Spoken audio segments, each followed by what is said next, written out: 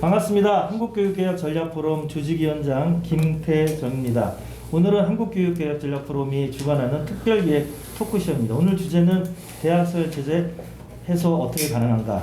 대학 도시를 중심으로 이길성 교수님, 심성우 교수님을 모시고 대담을 나누는 시간을 갖도록 하겠습니다. 오늘 바로 질문을 먼저 들어가는 게 오늘 이야기를 충분하게 풀어가는 데 도움이 될 것 같습니다. 올해 그 대선과 지선을 앞두고 다양한 좀 목소리들이 좀 현재 나오고 있는데요. 그 중에 하나가 이 대학 입시라든지 또 뭐 대학 관련한 질문들인 것 같아요. 근데 정작 대선 후보들의 공약을 보면 그간 교육 현장이나 학계에서 논의되었던 흐름과는 완전히 다른 내용이 나오는 것 같습니다. 대표적으로 공정성을 강조하면서 대학 입시에서 정시의 비율을 높이겠다, 뭐 이런 주장이 나왔지요. 정치인들 상당수는 이 대학 서열 체제의 기득권이라고 해도 과언은 아닌 것 같습니다. 통계로도 나타나죠. 국회의원, 고위공무원, 기업 CEO 상당수가 이른바 스카이 출신 이런 걸로 확인되고 있습니다. 비록 스카이를 나오지 않았지만 치열한 경쟁을 뚫고 시험을 통과해서 자수성가를 한 사람들도 대부분은 본인들이 노력을 해서 그 자리에 왔다라는 능력주의를 신봉하게 되고 시험은 공정하다라는 인식을 하게 되는 것 같습니다. 그 결과 개천에서 용나는 사회로 돌아가겠습니다 라든지 혹은 교육을 계층 상승의 도구로 보는 낡은 경영으로부터 벗어나지 못하는 모습도 보이는 것 같습니다. 최근에 여기 20대 부수화라는 현상이 들러붙어서 착종되면서 대중의 욕망에 불종하는 태도도 보이는 것 같습니다. 앞서 정시 확대를 하겠다는 발상도 그런 맥락인 것 같은데요. 오늘 두 분 교수님과 함께 최근 다시 좀 흥행하고 있는 정시 확대, 공정성을 위해서 정시 확대한다, 이런 강조, 특히 시험을 통한 선발, 이것을 통해서 가능하다, 뭐 이런 주장들에 대해서 두 분 모시고 말씀을 들어보도록 하겠습니다. 먼저 우리 이길성 교수님, 최근 정시 확대, 공정성, 담론 어떻게 생각하시나요? 답답하죠. 시험으로 사람을 뽑는다는 것에 대한 근본적인 거부감이 저한테는 꽤 깊게 있습니다. 저는 어린 시절부터 상당히 많은 시험을 통과하면서 이 자리까지 왔거든요. 근데 꽤 시험은 잘 보는 편이었습니다. 그러니까 대한민국 시험 제도의 약간 수혜자라고도 할 수가 있습니다. 그런데 제가 시험에서 가장 실패를 많이를 한 시험이 뭔지 아십니까? 뭘까요? 운전면허요? 저는 수영이라고 생각했어요. 어릴 때. 수영. 시험 친다 그러면 수영하는 걸 알고 아주 겁을 냈어요. 시험 참 무서웠군요. 예, 제가 시험에서 사수를 한 시험이 딱 하나가 있는데 그게 이제 바리스타 자격 시험입니다. 이게 필기 시험과 실기 시험을 같이 보는데 물론 이제 필기 시험은 비교적 쉬운데 실기 시험을 3번을 떨어지고 4번째 합격을 했는데 아시는 것처럼 잘 모르실 수도 있지만 제가 바리스타 자격증도 그 정도는 아니라 뭐 커피 입문학자로서는 제가 대한민국 최고를 넘어 세계 최고라고 지금 생각을 하고 이러다 우주 최고 되시는 거 아니에요? 예, 이렇게 살고 있습니다. 누구하고도 커피 문학 토크에서는 지지를 않는데 제가 3번 시험을 떨어지고 4번을 합격을 했는데 보통은 저도 삼수생이. 그러시죠. 근데 포기할까 말까 하는 느낌이 들지 않습니까? 그래서 제가 포기를 했으면 뭐 지금과 같은 흥미로운 북해 커피 문학자로서의 이런 느낌이 없이 살았을 것 같거든요. 왜냐하면 이 시험이라는 건 어차피 사람 누군가가 출제를 하고 누군가 자기 기준으로 평가를 하는데 제가 3번 떨어지고 1번 붙었을 때 붙은 시험과 떨어진 시험을 이렇게 그 분위기나 이런 걸 생각해 보면 차이가 없어요. 사람만 바뀌었거든요. 마지막에 제가 4번째 붙었을 때 그분들이 저하고 뭔가 이렇게 좀 실기시험 평가자들이 3분씩 들어와서 평가를 하는데 좀 맞았던 거죠. 굉장히 운이 작용을 많이 했지 이게 과학적이다 공정하다고 이야기하기가 참 어렵거든요. 시험이라는 게. 뭐 기자 시험 같은 거 있지 않습니까? 이것도 요즘 다 시험으로 보는데 언론고시. 예. 그런데 이 기자 시험이 시험으로 훌륭한 기자를 뽑는다라고 하면 대한민국 기자들처럼 이렇게 팩트에 기반한 글을 쓰지 않고 소설을 잘 쓰는 기자들이 이렇게 많이 만들어지지는 않아요. 얼마나까지 욕 먹잖아요. 그렇죠. 얼마나 어려운 시험입니까? 그런데 이 시험을 통과한 기자들이 정말 기자답게 팩트에 기반해서 글을 쓰기보다는 굉장히 많은 그 소설가 소양이 있는 사람들이 기자를 하고 있거든요. 이 시험에 의해서 뽑은 사람들입니다. 그래서 저는 이 시험의 공정성에 대해서는 기본적으로 좀 의심을 하고 있고요. 시험이라는 게 특히 이게 사람이 정말 사람다운 사람이 사람을 면대면으로 이렇게 느끼면서 평가를 하는 것도 아닌 상태로 가고 있습니다. 뭔가 표준, 기계, 요즘은 기계, 뭐 이런 것들이 그 객관이라는 이름으로 사람을 평가하거든요. 사람을 평가를 하든지 사람을 나누든지 배치를 하든지 이게 정말 사람이 해야 되는 일이고, 그러려면은 사람을 잘 키워야 됩니다. 사람을 잘 키워야 되고, 그래서 학교 교육이 지식 교육보다는 인성 교육이나 시민 교육이 잘 돼야 된다는 거죠. 그래서 우리가 사람이 사람을 만나서 이 사람은 어떤 일을 하는 게 좋겠다, 이 사람은 어떤 일을 하는 게 좋겠다, 얘는 무슨 재능이 있구나, 이런 것들을 잘 구분을 해서 사람에 맞게끔 교육을 하는 게 출발점이 돼야 되죠. 그렇게 하다 보면 지금과 같은 사람은 없고 기계나 지식만 남아있는 듯한 뭐 이런 위험한 세상, 위험한 사회로부터 우리가 좀 벗어날 수 있을 것 같다는 생각이 듭니다. 아까 기자 얘기를 사례로 들었고, 뭐 저의 경험을 이야기했지만, 사실 우리 사회에서 지금 가장 큰 그 문제를 보이는 곳들은 대부분 다 시험으로 사람을 뽑는데, 특히 어려운 시험을 통과하는 영역에 있는 사람들이 굉장히 제가 보기에는 사회적으로 바람직하지 않은 그 의식, 가치관 이런 것들을 드러내 보이고 있습니다. 뭐 반대하실 분들도 있을지 모르겠지만, 우리가 그 공공의대 설립 당시에 일부 의료인들이 보였던 태도라든지, 지금 뭐 검찰이라든지 언론계라든지 꽤 많은 부분이 엄격한 시험으로 따지다 보면 최고로 어려운 시험을 통과를 해야만 얻을 수 있는 직업군이거든요.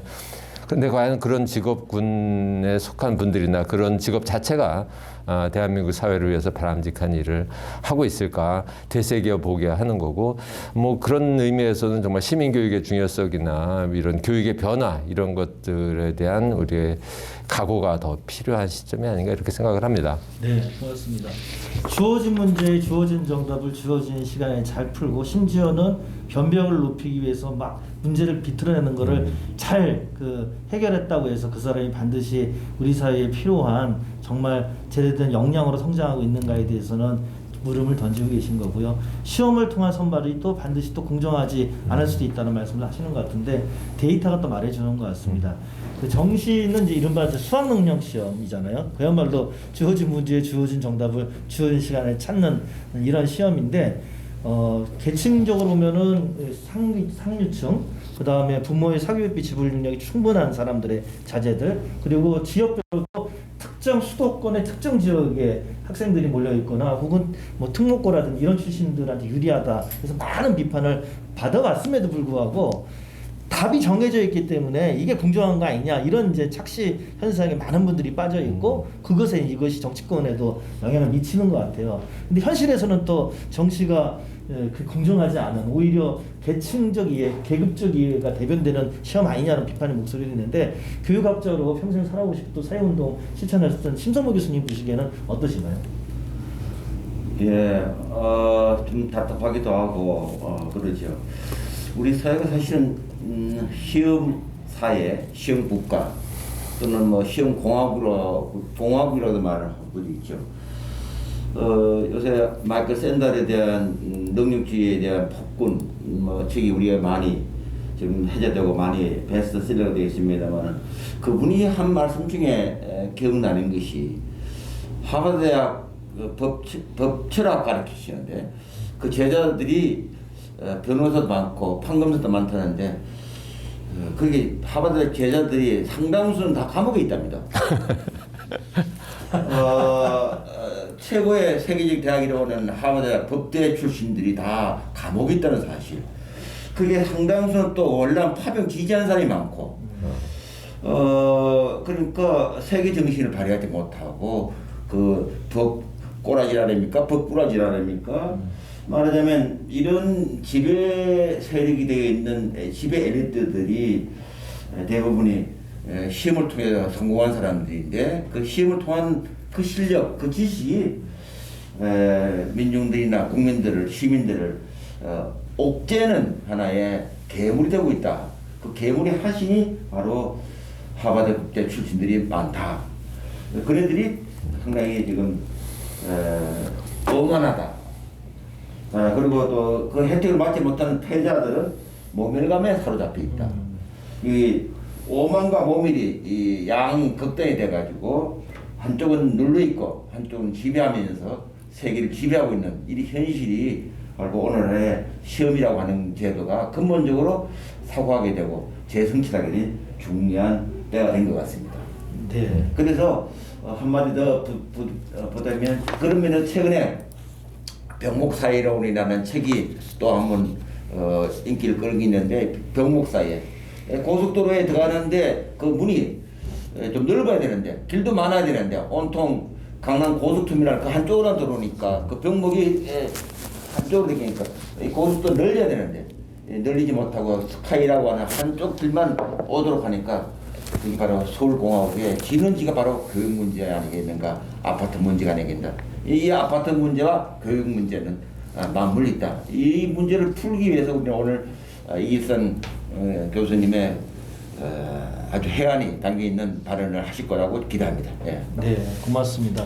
그 두 분 말씀을 간략하게 정리하면 시험을 통한 선발이 결코 공정하지 않을 수 있다. 실제로 공정하지 않다. 특히 정시 같은 경우는 주어진 문제, 주어진 연답을 주어진 시간 푸는 훈련, 반복적 훈련을 해야 되는 것이기 때문에 사교육비 지불 능력을 갖고 있는 계층 계급에게 유리한 시험이기 때문에 사회적으로 공정하지 않다라고 말씀하시는 거고, 더욱 문제는 이런 어려운 시험을 선발을 통과하는 사람들이 사실은 이 통과하는 과정에서 주변을 못 돌아보잖아요. 반복적인 문제풀이 훈련에 익숙하다 보니까 인성이라든지 또 세상에 대한 총체적인 어떤 이해라든지 이런 것들을 구하지 못함으로써 많은 문제점을 일으킬 수 있는 그런 사회적 문제, 특히 또 이 시험을 통과하는 사람들이 얻는 자본이라든지 문화자본, 또 사회적 지위에 따라서 격차가 커지다 보니까 우리 사회가 많은 어떤 어려움을 겪게 되는 게 이 교육 문제와 맞물려 있다는 말씀인 것 같습니다. 자, 그럼 두 번째 대담 질문인데요. 최근에 막 다양한 의견들이 나오잖아요. 지난 대통령 선거에서도 현재 문재인 대통령이시죠. 그때 후보이셨는데 대학 네트워크를 통한 서열화 완화라든지 공유형 사립대학 같은 당시로서는 대단히 혁신적인 공약들이 나왔고, 사실 이제 저만 하더라도 이제 대학 서열 문제를 해결할 수 있는 실마리를 좀 만들어 보나 이렇게 생각했어요. 근데 아직 정권 말기인데도 지금 아직 이행이 되고 있지 않습니다. 그동안 대학 서열 체제 해소 방안이 많이 제안됐죠. 최초는 제가 알기로는 2003년도에 정진상 교수님이 안을 제안했던 것 같습니다. 대학 통합 네트워크 이런 방안이었고, 그 다음엔가 2004년도에 WTO 교육개방 저지와 교육공공성 실현을 위한 범국민교육연대라는 연대체가 있었죠. 저도 이 연대체에서 활동을 했는데 그때 공교육 세판책이라는 소책자가 나왔어요. 대학 통합 네트워크와 대학 입학 자격고사를 중심으로 대학 서열 체제를 좀 해소해 보자라는 거였습니다. 이게 대중적으로 이렇게 담론이 커진 건 대선이었던 것 같아요. 2007년도에 당시에 입시표지 대학병주나 운동본부가 만들어졌고, 그 전국을 자전거로 행진을 하면서 가능하다, 우리나라도 언제까지 입시지옥에서 헤맬 거냐 이런 대안이 있었습니다. 그리고 12년도에 대통령 선거가 또 있었는데 그때는 대한민국 교육혁명 조직위원회라는 게 구성이 됐고 책도 만들어졌죠. 대한민국 교육혁명. 부끄럽습니다. 저도 이 책에 출간에 공동저자로 참여했는데 그때는 아예 발로 걸었어요. 저 도보대행정을 했던 기억이 납니다. 같이 했었죠. 그리고 2017년도에 우리 옆에 계신 교수님도 함께 하셨는데 새로운 교육체제 수립을 위한 사회적 교육위원회가 구성됐고 그때 많은 제안했는데 이게 당시 대통령 후보였던 문재인 대통령 후보의 공약으로 반영이 됐죠. 아까 말씀드렸던 공용형 사립대라든지 대학 네트워크를 통한 서열체제 해소 방안입니다. 그리고 이 대학 무상화 평준화 국민운동본부가 작년에 구성이 돼서 대한민국 대학혁명이라는 책도 나왔습니다. 그리고 최근에는 서울대 넓게 만들기, 다소간에 좀 선정적이긴 합니다만 어쨌든 서열체제를 해소하자, 병목을 해상하자 이런 제안을 책이 나오기도 했습니다. 아마 그 책의 저자와 우리 또 이결수 교수님 토론도 같이 하신 것 같은데 최근에 또 흥미로운 제안들도 우리 나오기 시작합니다. 그래서 일단 그 제안에 대해서는 좀 더 제가 구체적으로 엿듣고 일단은 그동안 많은 논의가 정말 있었는데 이 논의들이 다양하지만 그 공통점이 있어요. 그 뭐냐? 대학 서열체제 해소를 하지 않으면 대한민국 교육 살아나기 어렵다 이런 제안인데요. 기존의 논의에 대해서 어떻게 판단하시고 또 평가하시는지 혹은 느낌이 어떠신지를 이번에 우리 교수님 먼저 말씀하시고 이길상 교수님 말씀 처리해 볼까요? 네. 대학 서열체제 그 운동이 국민적인 확산되는데 그건 자기 자신의 문제가 오니까 부동산 문제에서 진보의 이중성을 보이듯이 교육 문제에서도 내 자신 문제니까 부부관계도 있고 하니까 이중성을 보이는 것 같아요. 권력 문제 내가 안 가졌기 때문에 바깥에 있는 권력이기 때문에 말을 막 하는데 막상 자기 이해관계가 되니까 그 진보가 새로운 세상을 열어야 되는데 자기 자신의 문제 있습니다. 그러니까 정책과 현실이 다른 거죠. 그런 면에서 지금 대학 서열체제 운동이 그리고 우리 삶의 문제고 지역 소멸에 관련된 문제고 대변화가 있고 또 중 코로나가 일어났기 때문에 훨씬 더 대학 서열체제 해소할 수 있는 중앙 올라오지 않더라도 서울 올라오지 않더라도 지방에서 수업을 들을 수 있는 중대학도 가능한 이런 현실의 변화 속에서 우리가 잘 대응하지 못하지 않느냐 이런 가운데에서 최근에 김정영 교수님께서 서울대 하나가지 안 되고 10개를 만들어서 완화시키자 이런 주제 나오는데 또 서울대를 없애야 되는데 왜 자꾸 서울대를 또 10개나 만드냐 그러면서 이해를 잘 못하는 분도 있는 것 같아요. 그래서 서울대 10개 만들기에 진정한 의미가 무엇이 있는 건데 그게 이제 최소 전략으로 한답니다. 최대 전략은 대학 서열체제 그걸 이루기 위해서는 중간 단계에서 10개 정도로 만들어서 병목 현상을 완화시킨데 진짜 그 병목 현상이 완화되겠는가 주체 참여가 되면 되겠느냐 하는 거에서 우리 이기상 교수님이 또 새롭게 대학 도시의 사고 속의 패러다임 속에서 한번 다시 볼 필요가 있지 않는가 다른 평생교육이나 지역교육과 연동돼서 대학 도시를 볼 필요가 있나 뭐 그런 주장을 하는데 그런 거 의견과 관련돼서 이결성 교수님의 자세한 내용을 좀 듣고 싶은 심정입니다. 네. 그래서 대학 도시 얘기를 하시기 전에 일단 기존 안을 한번 어떻게 생각하시는지 먼저 말씀 주시고 또 이어서 해주셨으면 좋겠습니다. 네네. 뭐 그동안 뭐 상당히 많은 대학 서열 해소를 위한 주장들이 제기됐고 그 중에는 공감을 얻었던 물론 공감이라는 게 이제 그 시대 정신 안에서의 공감이고 시대가 바뀔 때마다 다시 또 새로운 대안이 뭐 요구되기를 반복해 왔는데.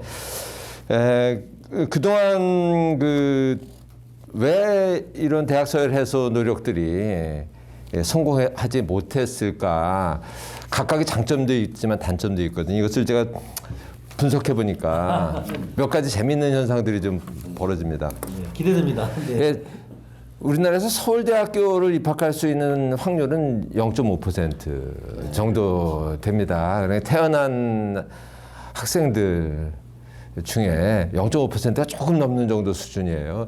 그래 거의 뭐 한 150명 중에 1명 정도가 서울대학을 들어가니까 뭐 서울 주변에 있는 신도시의 한 학년 학생들 중에서 1명이 들어갈까 말까 하죠. 이 스카이와 의치 한약수 계열까지 다 합하더라도 사실 들어갈 확률이 2% 정도니까 50명 중에 1명 정도밖에는 만족하지 못합니다. 사실 근데 스카이도 만족하는 그룹에 다 넣기도 어렵죠. 그죠?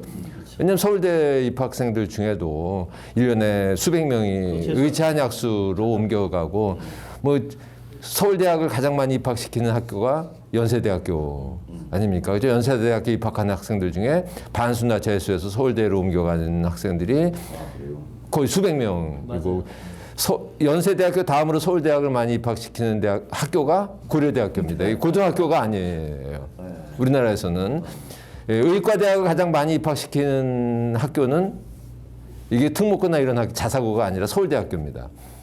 입학했다가 다 그만두고 가니까 문제는 그럼에도 불구하고 대한민국의 꽤 많은 학부모들은 이제 자기 아이가 서울대학에 들어가리라는 생각, 그런 기대감을 가지고 그것에 맞춰서 공부를 참 많이 하죠. 이게 이제 파국의 시작이라고 저는 읽는데, 이게 왜 문제냐 하면 한국 사람들 중에 꽤 많은 사람들이 서울대학교의 권위에 도전하는 것은 이게 약간 국격에 대한 도전이라고 생각하는 분들이 많습니다. 이 서울대학교가 만들어낸 분들 중에 한국 사회에 뭐 좋은 일을 하는 훌륭한 분들도 많지만 사실 그렇지 않은 분들도 많고, 학교 자체가 그 정도로 특권을 누려야 될 이유가 없는데 한국 사회에서는 좀 그런 특권 의식이 굉장히 많아요. 그러다 보니까 대학 서열 해소를 주장하면 이것을 대학 평준화, 하향 평준화로 읽어내려고 하는 그 언론이나 전문가들이나 교육자들이 또 굉장히 많습니다. 그래서 우리는 이런 의식으로부터 좀 벗어나는 노력이 좀 필요하다. 우리가 대학 서열을 해소하겠다고 하는 게 하향 평준화가 아니라 지금은 대한민국이 국제사회에서 차지하는 경제 수준, 외교력, 문화력, 이것에 걸맞는 수준의 대학으로 다 같이 끌어올려야 된다는 의식이 굉장히 크거든요. 이거를 지금 현재 뭐 서울대학, 이 세계적인 수준의 대학, 저는 인정하지 않습니다만은 이 대학마저 평준화를 통해서 세계적인 대학 반열에서 끌어내리려고 하는 불순한 의도가 아니냐. 저희가 평생 교육을 위해서 노력한 사람들이 그런 불순한 의도를 왜 가지고 있겠습니까? 진짜 대학다운 대학을 만들겠다는 생각으로 노력을 하는데, 뭐 이런 그 하향 평준화로 자꾸 읽어내려고 하는 대학 서열을 해서 노력에 찬물을 끼얹는 분들이 굉장히 많다는 거고요. 그런 논의를 진행하는 과정에서 자주 동원하는 것이 이제 우리가 유럽에 있는 많은 우수한 고등교육을 가지고 있는 나라들의 사례를 자꾸 이야기하면 뭐 우리는 외국과 다르다. 맞아요. 예, 이런 논의로 그들 서양 유럽 세계가 가지고 있는 긍정적인 그 고등교육의 모습을 우리 사회에 적용시킬 때 딱 한마디로 잘라버립니다. 우리가 다른데. 뭐 이렇게 이야기하죠. 사회 현상이 다를 뿐만이 아니라 학부모 의식도 다르다. 그래서 학부모 전체를 약간 더 이상 회복될 수 없는 어떤 고질적인 병을 가진 집단으로 이렇게 보려고 하는 의식도 있어요.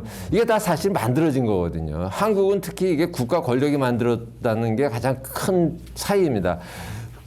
영국이라든지 뭐 미국 같은 나라는 국가 권력이 약간의 서열화나 뭐 특정한 우수한 대학을 만들어낸 게 아니거든요. 이게 상당한 경쟁을 통해서 만들었기 때문에 시민들의 반발이나 이런 것도 아니면 사회에 주는 부정적인 영향도 크지가 않은데, 한국은 절대적으로 국가 권력이 만든 그 서열 체제입니다.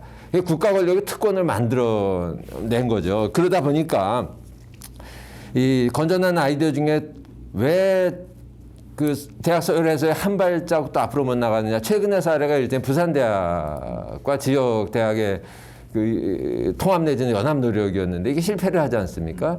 그런데 강원대학은 성공을 했습니다. 강릉대학과 원주대학은 성공을 했고, 이 차이가 뭐냐.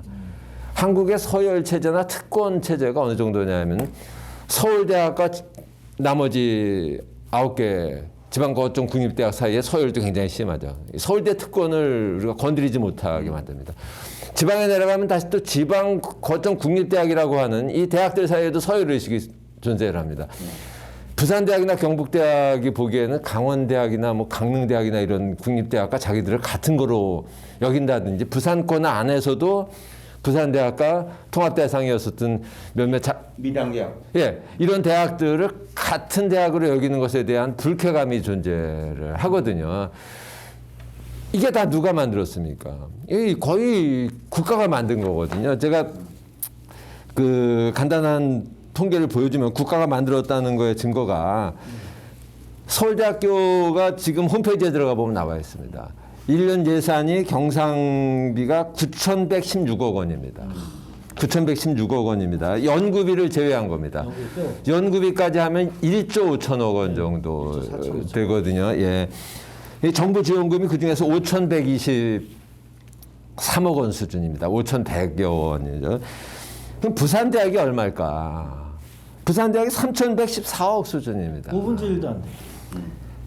이 경상 예산만 따지다 보면 대체적으로 3분의 1 수준을 이제 왔습니다. 정부 출연금이 1,909억 원이거든요. 정부 출연금이 정부에서 묻지도 따지지도 않고 그냥 주는 돈입니다. 이거는. 맞아요. 이 돈의 차이가 이렇게 심하죠. 뭐 전북대학은 2,721억 원입니다. 총 예산이. 서울대학은 3분의 1도 안 되죠. 학생 수는 그 전남대학이나 전북대학이 서울대학보다 많습니다. 그런데 예산에서는 3분의 1 수준이 될까 말까 할 정도인데 이것을 만들어내는 게 학교의 노력이 아닙니다. 그런 예산, 재정을 확보하기 위해서 교수들이 노력을 하는 게 아니라 그냥 정부에서 주는 겁니다.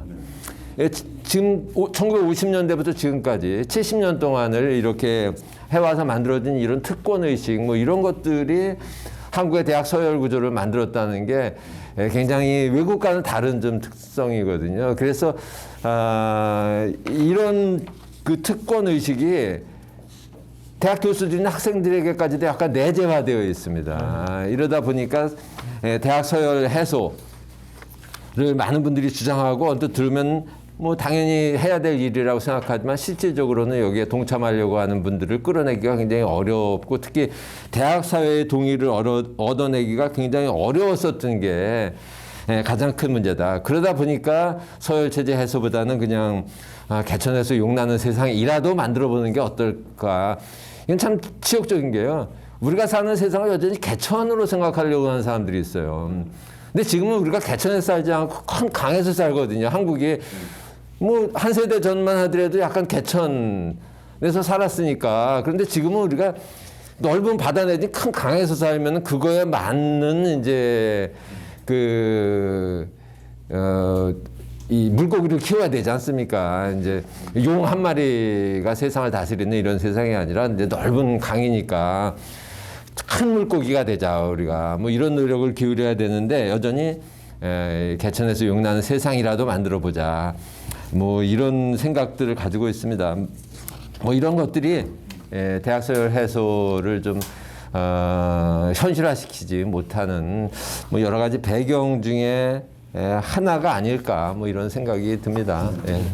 그동안 제출됐던 안 자체의 정합성의 문제라기보다는 대단히 왜곡된 논의 지형을 누군가에 의해서 만들어지고 있었고 그것을 마치 국민들이 무비판적으로 수용한 것처럼 계속 담론이 확장되고 있다 보니까 논리적으로 상당한 타당성도 있고 이미 또 해외 사례를 통해서 검증된 안들조차도 전혀 받아들여지지 않는 그런 어떤 문화들 분위기가 있었다라고 말씀하시는 것 같습니다. 근데 현실은 또 여전히 녹록치 않은 게 고등학교 졸업자하고 대학 졸업자하고 인문 격차가 사실 나고요. 제가 최근 데이터 보니까 같은 4년제 졸업자도 지방대학 출신하고 서울의 이른바 서열 상위권 대학 출신들하고 기업에 들어갔을 때 보이지 않는 격차들의 그 벽이 부딪힌다 이런 얘기를 합니다. 아마 학벌 사회가 작동을 여전히 하고 있다라는 징표겠죠. 그래서 어떤 분들은 대학 서열체제 해소도 중요하지만 이 동일노동 동일임금 임금 격차도 줄여야 되는 거 아니냐. 그래서 대학 서열체제에 대해서 좀 다소간의 유보적인 태도를 보이는 분도 있습니다만 또 어떤 분들은 아니다. 이 학벌을 통해서 불평등이 만들어진다고 한다면 이것을 해결하는 노력과 그 노동 간의 격차를 줄이는 노력이 같이 맞물려야지 어느 하나가 선차와 흑차는 아니고 함께 진행되는 노력입니다. 이렇게 말씀을 주시는 것 같습니다. 그렇게 되다 보니까 나온 것 중에 하나가 지역 문제입니다. 지금 모든 자원이 서울로 집중되고 있고 그거는 여러 이유 중에 하나가 대학이 특히 서열 상위권 대학을 서울로 몰아넣다 보니까 또 지역은 소멸되거나 또 지역 자체가 대학만의 위기가 아니라 지역 전체의 위기, 인구 소멸의 위기라도 유발된다 이런 말씀도 있습니다. 그래서 이와 관련해서 유일상 교수님이 최근에 좀 새로운 제안을 주시는데요.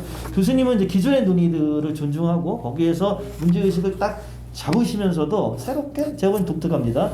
지역 기반 미래형 신대학이라는 표현을 쓰신 바도 있고 최근엔 좀 더 쉽게 대학 도시를 만들자 이런 말도 하신 바가 있습니다. 이는 지역 소멸의 위기를 극복할 수 있는 대안도 있고 동시에 서울로 집중되어 있던 수도권 중심의 서열 체제를 완화할 수 있는 포괄적 방안이라고 생각이 들고요. 제가 몇 년 전에 안승준 선생님하고 그 핀란드, 덴마크, 스웨덴을 같이 방문했을 때 알토 대학 가서 깜짝 놀랐어요. 아, 이런 대학 간의 연대와 혁신도 가는 거구나. 이런 새로운 모델도 가능하구나. 특히 최근에 유럽 같은 경우도 대학 간 학제 간 연계, 그다음 대학 간 연구, 융합한 연구를 통해서 국가 경쟁이나 학문 생태계도 불러오기도 우리는 지금 다 고리 분절돼 있고 서로 간에 입학생을 더 그 성적이 좋은 친구를 데려오려는 이런 낭만적 경쟁만 하는데 한계가 있는 것 같아요. 그런 점에서 지금 제안이 남다릅니다. 오늘 이 자리에서 처음 듣는 분도 계시니까 우리 그동안 주장하셨던 대학 도시 혹은 지역 기반 미래형신 대학 어떤 문제 의식인지 한번 말씀 부탁드립니다. 예. 뭐 드릴 말씀이 굉장히 많아요, 사실. 예.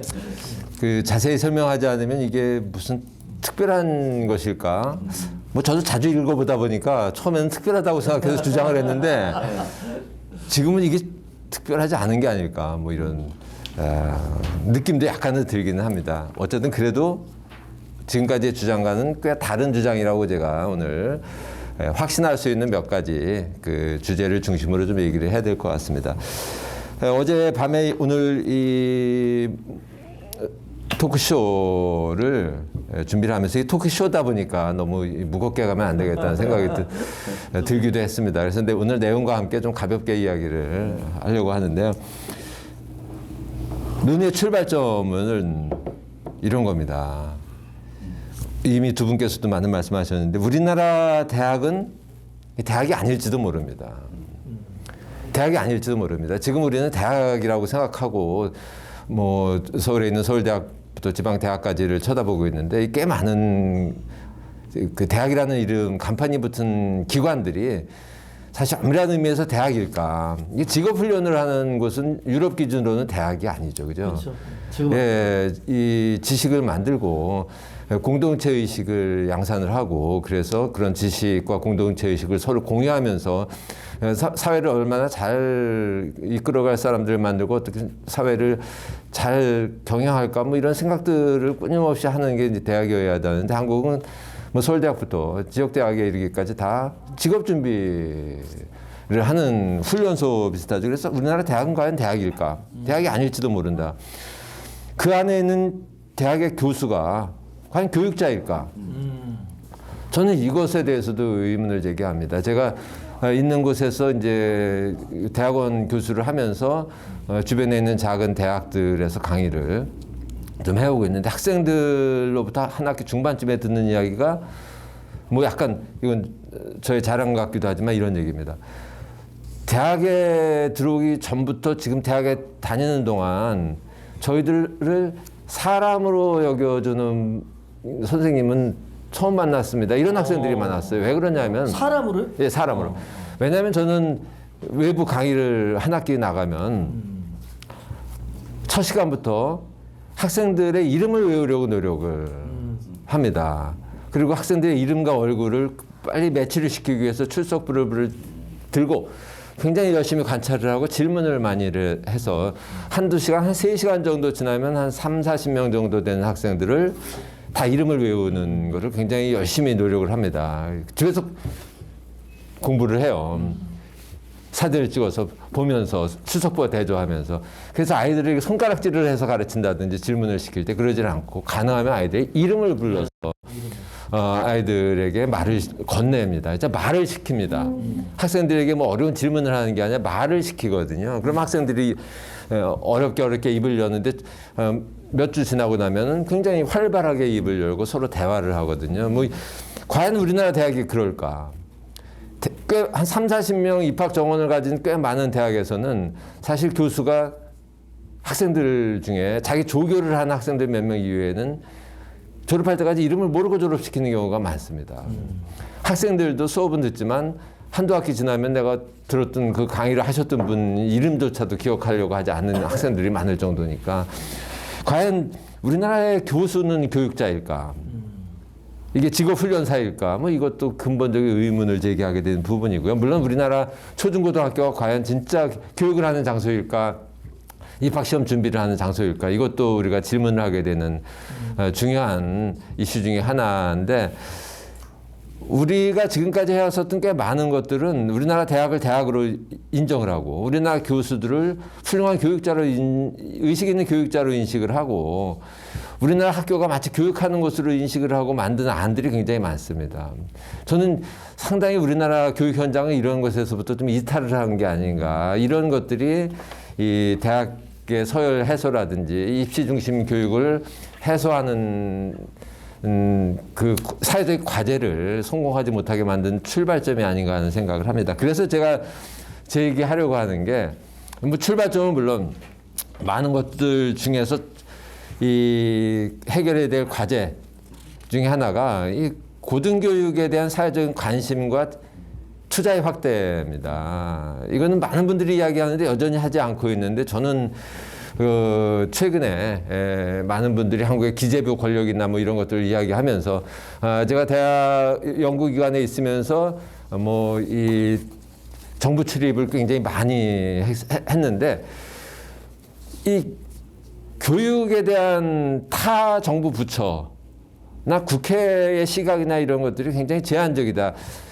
투자할 가치가 있는 대단한 영역으로 여기지를 않습니다. 투자를 해봤자 그 효과가 바로 드러나지 않는다고 생각을 하기 때문에 가장 큰 피해를 보는 것이 대학원 뭐 교육이나 고등교육 부분이죠, 그죠? 우리나라 교육부에 대학원 담당 그 부서 같은 게 없습니다. 심각하죠. 이 말로만 교육을 강조하지 실질적으로는 정부의 그 구조나 예산 구조 이런 것들을 보면 사실 교육에 대해서 정부가 가지고 있는 그 권한은 막강하지만 실질적으로 책임감을 돈이나 정부 구조로 이렇게 잘 표현하고 있지는 않습니다.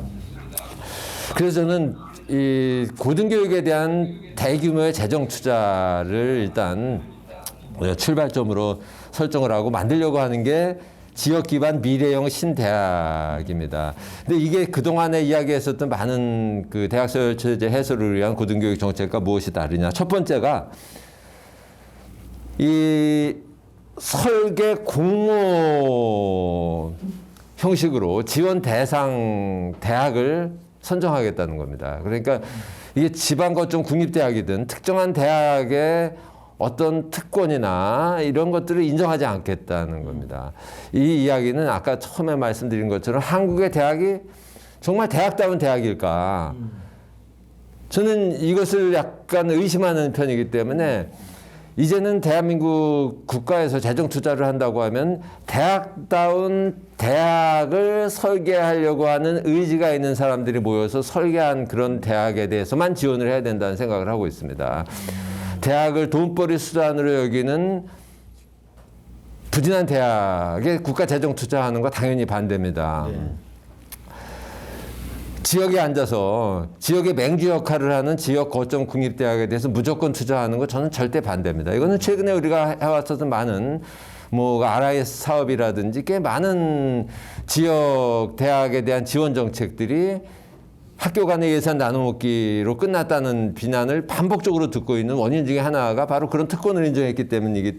그래서 저는 이 공모 형식으로 지원 대상 대학을 만들어야 된다. 그래서 공모에는 물론 지역 거점 대학도 어떻게 혁신을 할지, 어떻게 변화를 할지, 어떻게 미래지향적인 대학으로 만들지, 대학 교수들만이 주인이 아니라 미래 사회에 대한 이상, 비전이 주인인 학교의 중심인 대학을 어떻게 만들지. 그래서 학과 간 벽을 부순다든지 내가 소속해 있던 학과가 없어지고 다른 학과와 통합되는 것에 대해서 흔쾌하게 동의를 한다든지 이게 시대적으로 필요하다라고 하면 그런 특권을 내려놓는다면 전 지역 거점 국립대학도 당연히 지원을 할 수 있는 공모에 참여할 수 있다.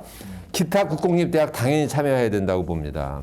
차별을 둬서는 안 된다고 봅니다. 왜냐하면 대한민국의 교수들 중에는 참 훌륭한 교수님들이 꼭 서울대학에만 있지는 않습니다. 정말 작은 대학에도 많이 숨어서 열심히 가르치시는 분들도 있거든요. 이런 분들이 저는 미래형 이 대학의 주인이 돼야 될 기회를 가져야 된다고 보거든요.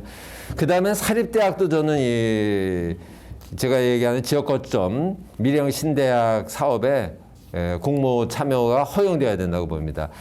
단지 사립대학은 공용화를 전제로 하는 겁니다. 100% 공용화입니다. 공공성이 강하죠. 예, 이게 뭐 50% 과거 정부에서 문재인 정부에서도 공약으로 내세웠었던 이 공용형 사립대 뭐 50% 공용화 정도 수준을 이야기를 했는데 저는 100% 사립재단이 이건 공용화를 시키겠다는 의지를 100%를 선언을 하면 이 사회 100%다 그 개방하고 이 학교의 전공이라든지 많은 것들을 재단에서 결정하지 않고 이거는 그렇죠. 국가 사회적으로 필요한 전공 중심으로 한다. 뭐 교수 선발이라든지 직원 선발이라든지 모든 것들을 다 개방적이고 투명하게 한다. 이런 것들이 100% 보장되면 사립대학도 저는 이 국가의 재정 지원을 통해서 완벽한 이 공용형 사립대학 지역에 그 중심 대학으로 성장할 기회를 열어줘야 된다고 봅니다.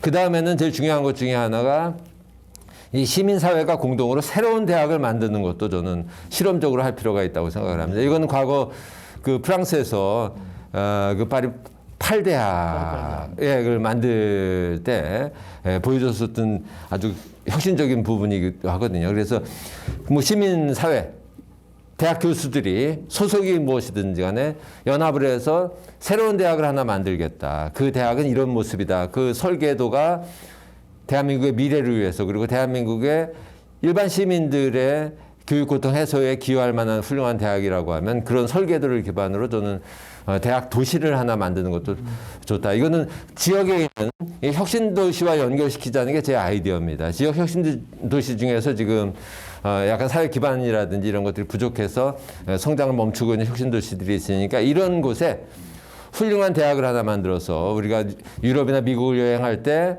이상적으로 보일 만한 그런 캠퍼스 타운.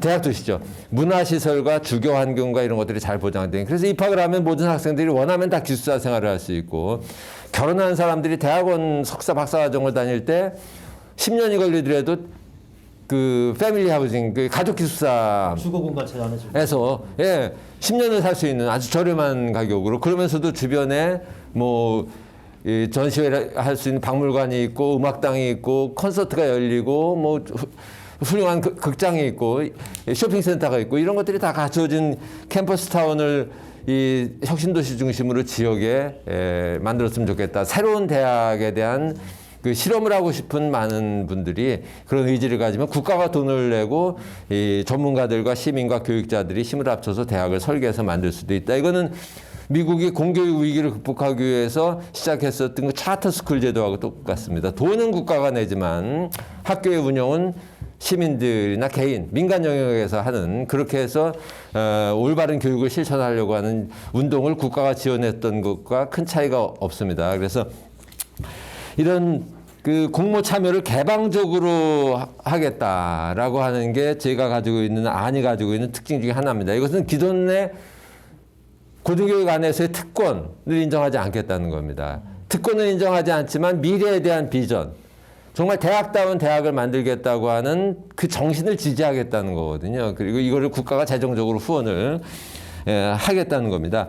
물론 이런 공모에는 교육대학도 참여할 수 있습니다. 우리 심 교수님께서 오랫동안 계셨던 교육대학이 부산교대가 뭐 당연히 부산대학보다 더 우수한 생각을 가진 교수들이 많이 있고 하면 뭐 심 교수님을 보면 그럴 수도 있겠다는 생각이 드는데 이런 분들이 부산교대가 제가 명명한 지역기반 미래형 신대학의 본부가 될 수도 있다고 봅니다. 부산교대가 부산대학이나 주변에 있는 국립대학을 끌고 갈 수도 있다. 라고 생각이 되거든요. 뭐 특수 목적 설립 대학이죠, 이런 대학이. 그리고 저는 전문대학도 가능하다고 봅니다. 전문대학도 충분히 훌륭한 교수, 직원, 학생들이 의지를 모으면 이런 데 참여할 수 있다고 생각을 하고요. 저는 이 사업에 참여 의도가 있고 계획서를 제출한 대학들에 대한 그 대학 평가 유예. 이 대학 평가를 받기 위해서는 작은 대학은 교수들이 너무 많이 그 일에 투자돼서 훌륭한 교수들은 다 뽑아다 대학 평가에 대비하고 뭐 이러거든요. 이 유예해줘야 됩니다. 그래야지 작은 규모의 대학들도 이 신대학 육성 공모 사업에 열심히 참여를 할 수 있고 그럴 만한 시간적인 그 정신적인 여유가 생기거든요. 그래서 그 공모 형태로 이 지원 대상 대학을 선정하겠다. 그리고 그것은 굉장히 개방적이다라고 하는 게 아마 가장 큰 특징 중에 하나일 겁니다. 흥미로운 제안이네요. 예, 두 번째 특징도 이야기할. 예, 이어서 해도 됩니까? 보시죠. 예, 두 번째는 이 공모를 받고 나서 평가를 할 기준을 가지고 그렇죠. 기준을 가지고 미래 대학을 실현을 하겠다. 이것은 현실 대학, 우리가 지금 경험하고 있는 대학이라고 착각하고 있는 직업훈련 고등교육 기관들, 이런 기관들의 모습을 바꿀 수 있는 기준을 제시를 하겠다는 겁니다. 그래서 그 첫 번째 기준이 미래대학 기준입니다. 이것은 제가 만드는 기준인데, 미래대학은 이 미래 산업과 지역의 자연, 사회, 문화적인 그 환경을 기반으로 한 특성화 대학입니다. 이게 뭐 제주에 있어도 서울대학교와 비슷한 전공을 가지고 있을 이유가 없는 거고요. 이 지역과 지역의 핵심적인 산업, 지역의 환경, 문화, 뭐 이런 것들, 역사, 뭐 이런 것들과 연결된 특성화가 미래대학의 기준입니다. 이것은 세계 대부분의 나라의 특성화 교육에서 고려되고 있는 아주 중요한 기준이죠. 두 번째 미래대학 기준은 교육 시스템 혁신 교육입니다.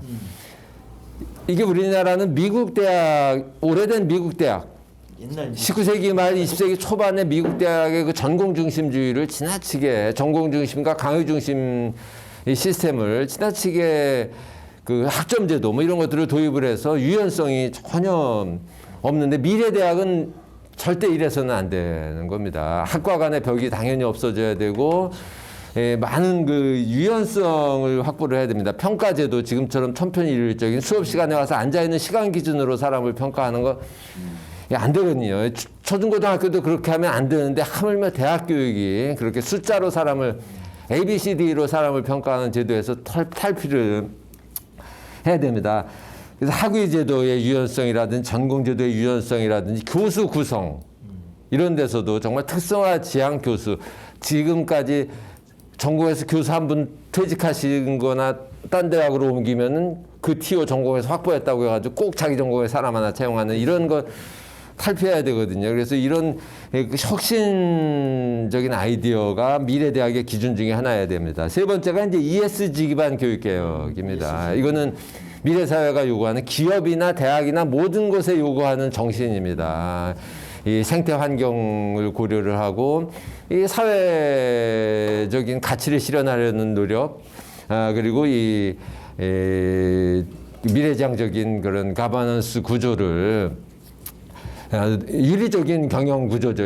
대학이라고 하더라도 뭐 이런 것들이 미래대학 기준이고, 지역대학 기준이 두 번째 영역인데, 이거는 청년들의 정주 여건입니다. 아까 얘기한 것처럼 대학에 입학을 하면 어디에서 살지는 걱정하지 말아야 되죠. 공부를 무엇을 할지 뭐 이 걱정을 해야 되는데, 한국에서는 대학에 입학하고 나면 첫 번째 걱정이 방구하는 거예요. 어디에서 살지입니다. 이 방을 구하러 다니는 게 첫 번째 걱정이에요. 책을 사고 교과서를 미리 구해서 읽고 하는 뭐 이런 게 아니라, 그래서 정주 여건 확보 계획이 지역대학 기준에서 그게 제일 중요하고요. 두 번째는 지역 내 대학 간 통합입니다. 지금 대학 간 경쟁을 시키고 있거든요. 교육부에서 대학 간 경쟁을 시켜서 우수하지 못한 대학을 탈락시키는 게 교육부의 유일한 기능인데, 이것을 통합을 통해서 해결해야 된다는 게 제 생각입니다. 통합을 하다 보면 학생 모집 못하는 대학은 그 캠퍼스가 다 기숙사로 변할 수도 있고, 어떤 대학은 다 문화공간으로 바뀔 수도 있습니다. 어느 공간은 다 평생교육센터로 바뀔 수도 있습니다. 단지 그런 시설들이 이 중심 대학과 잘 결합이 돼서 그 지역에 사는 사람들은 태어나서부터 죽을 때까지 교육을 받고 싶으면 언제든지 그 통합된 대학 안에서 혜택을 받을 수 있는 제도로 만들어야 되거든요. 그래서 통합과 연계를 통해서 지금 이렇게 400몇십 개 널려져 있는 국공 사립대학들 중에 지역별로 기능을 분할을 해서 훌륭한 교육 기능과 연구 기능과 기타 평생교육 기능 등등 문화 시설 제공 기능이라든지 이런 것들을 가져가야 된다. 이게 이제 지역대학 기준 두 번째고, 세 번째가 지역의 문화나 생태 기반으로 지속 가능 교육을 실제적으로 실천해야 된다는 겁니다. 그래서 지금처럼 표준화된 어떤 그 교양 과목이나 전공 과목이 아니라 지역 문화와 연계된 교육, 지역의 생태 환경과 연계된 교육, 지역 역사와 연계된 교육, 지역민들이 원하는 교육 이런 것들이 지금 뭐 마을교육 운동이라든지 이런 것을 좀 고등교육 분야로 확대를 해서 유초등 단계에서부터 대학원 단계에 이르기까지 마을, 지역과 연계된 이런 교육을 실천을 실제적으로 하는 게 지역대학 기준입니다.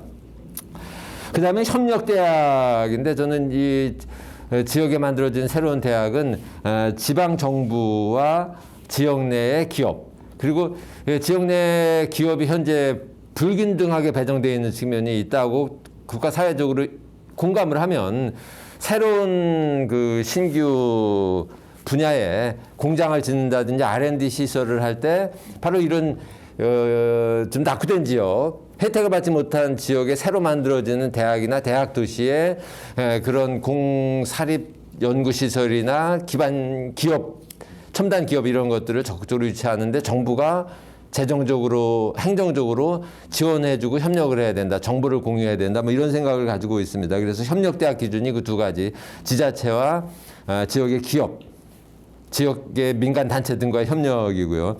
그 다음에 시민대학 기준입니다.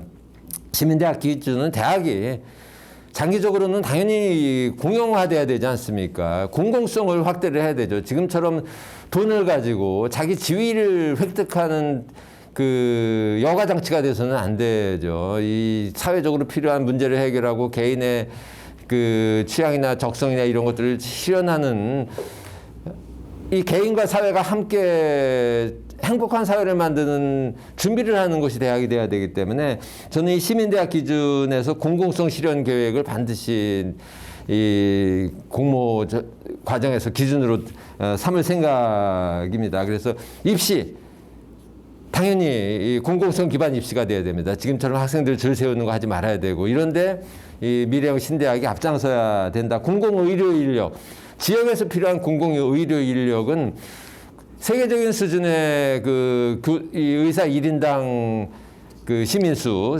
간호사 1인당 시민수, 뭐 이런 것들은 당연히 확보해야 되겠죠. 아마 애완동물도 마찬가지일 겁니다. 의사 1인당 애완동물 숫자, 이런 것도 우리나라가 따라가야 되죠. 그죠? 이런 그 공공의료 의료 인력 양성 계획이라든지 그리고 전문대 졸업생의 편입 기회 제공이라든지 대학 미친학자에게 단기 직업 교육 시키는 거 이런 것들을 시설이 열악한 왜 2년제, 3년제 전문대학에만 맡깁니까? 이런 것들을 당연히 인적 자원, 시설 자원이 풍부한 대학이 끌어안고 서로 시설, 인적 자원을 공유하면서 가는 게 맞게 되겠죠.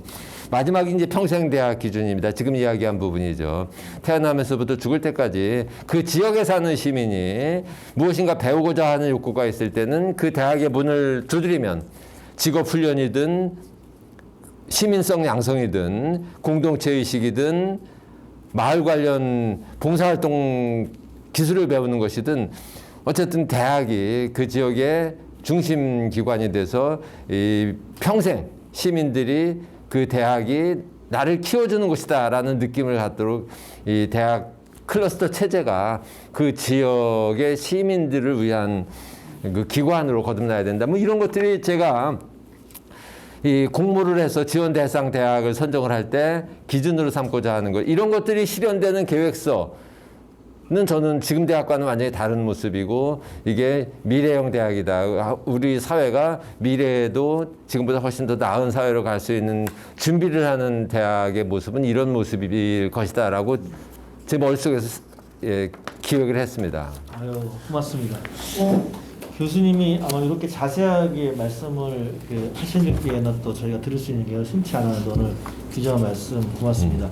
제가 딱 두 가지가 떠오르는데 보통 이 교육의 공공성 하면은 국가가 상당 부분 책임을 지면서 동시에 끌고 가는 이런 사고들을 많이 하는데 책임은 국가가 지지만 그 주체는 더 이상 관료의 손에 있지 않고 그렇죠. 예. 지역사회 거버넌스를 통한 특히 교육 주체들, 대학의 주체들, 교수죠, 연구자들, 교수 연구자들, 또 지역민들 그리고 결국은 이제 이 학문이라는 것은 일정한 측면에서는 또 우리 사회 지속 가능한 미래를 위한 뭐 기술 발전이라든지 또 이렇게 또 학물 발전에 연계될 측면에서의 민간 산업체와 연결까지 좀 고민하시는 그림인 것 같고, 지금 뭐 중부 유럽이나 또 미국의 그 혁신대학들의 모두도 사실 그렇게 거버넌스를 통해서 국가 권력에서 이제 지방 거버넌스로 분과되면서 그 모델을 찾고 있는 그 첫 번째가 아주 눈에 보드라졌던 것 같고요. 또 하나는 이게 연구하는 역량과 그다음에 교양대학, 그다음에 시민대학의 역할까지 같이 고민하시면서 대학을 뭐 구조조정하고 그야말로 줄 세우고 시장주의 방식이 아니라 같이 살아가는 공생의 방식, 그다음에 통합하고 그다음에 지방대학을 없애는 방식이 아니라 기능을 다시 재구성하는 방식으로서 지역살 이익까지 포괄하시는 아니어서 저도 사실 이런 주장을 많이 해왔는데 저랑 정말 생각이 똑같은 또 우리 교수님 만나보니까 너무 기분이 좋습니다. 근데 하나 정도는 궁금한 건 있어요. 그렇게 된다고 했을 때 원래 전통적으로 났던 게 공동 입학, 공동 학위제 이런 거였잖아요. 그다음에 대학원 간의 뭐 연계 이렇게 해갖고 학벌에 좀 이렇게 차이를 격차를 줄여보자는 건데, 이 안에서 제한되었던 예를 들어 서울대를 포함한 뭐 공동 입시라든지 그다음에 뭐 대학 입학 자격고사와 이런 입시 제도와는 어떻게 연동성을 뭐 확보하실 수 있을까요?